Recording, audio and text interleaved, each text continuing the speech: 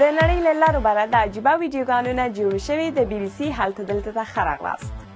په دې ګڼه کې به یو سندربولی مذهبي مشر ولرو، یو ډول ایټالیایي خواړه هم شته چې په لیدو به یې ماړه شئ، او د جګړې خوږې خبرې هم. خو لومړی د سپیانو مینوالو ته یوه مشوره لرم، او هغه دا ده چې خلکو په یاد مو وي چې په دوبي یا اوړي کې د سپیانو هم ګرمي کیږي. ایټالیایي آیسکریم والا د خپلو هغو مشتریانو لپاره چې سپیان هم د دوکان ته ورولي یو ځانګړې بیه ټاکلې.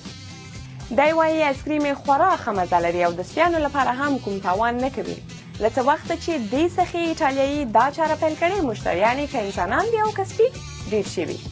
د لیګوریا ښار ګرمیو ته په کتو تر دې بل نیک کار نه و.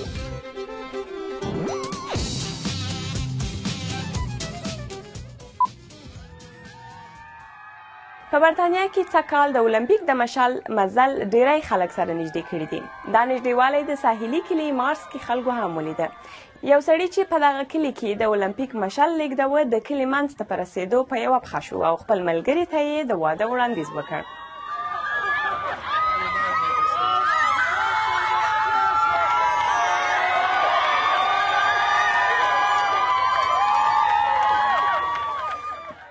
او دې ته وایي مینه.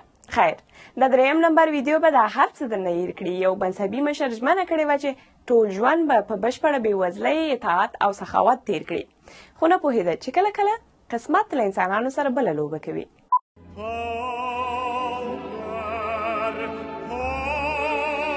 تر اوسه د الیساندرو بروستینګي دا ښکلی اواز په امریکا کې د دې واړه کلي میرمنو اورېده.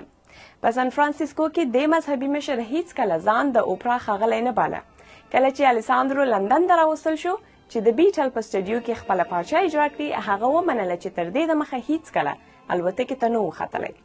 د اولې ویډیو په خپرولو الیساندرو ډېر مینوال پیدا کړي، خو وایي نه غواړي چې په لسګونو او سلګونو مینوال ولري.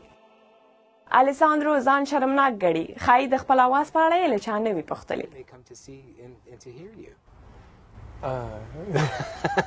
It's true. I'm a bit shy. You're a bit shy? Yes, sure. Really.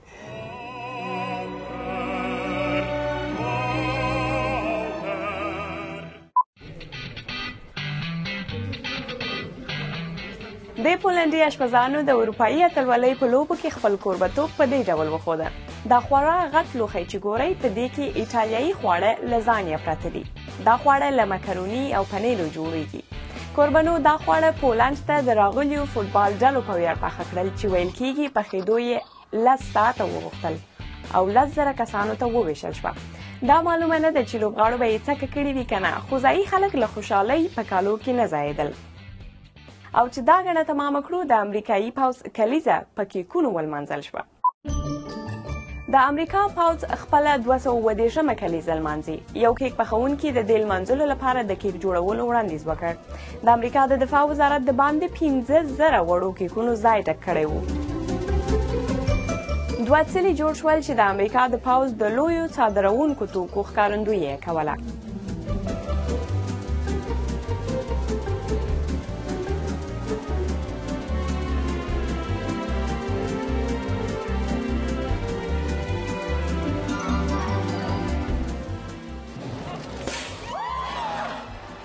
هلته دلته دا اونۍ هم دومره وه. تل بلې اونۍ ښه وخت ولرئ. د خدای په امان.